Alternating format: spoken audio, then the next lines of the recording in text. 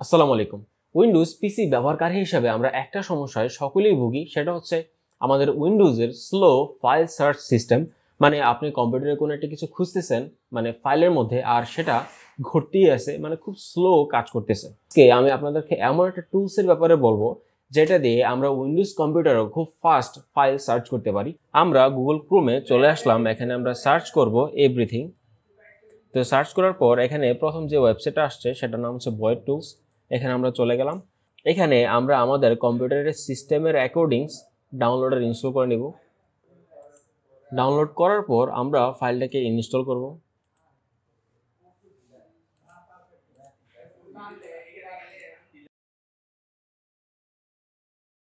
সফটওয়্যারটা খুব দ্রুতই ইনস্টল হয়ে গেল। এবার টেস্ট করার পালা। জামান লিখে সার্চ করা হয়েছে কিন্তু আমাদের কম্পিউটার কিছু খুঁজে পাচ্ছে না। এবার আমরা এভরিথিং এ চলে যাব। এখানে আমরা সার্চ করব জামান লিখে।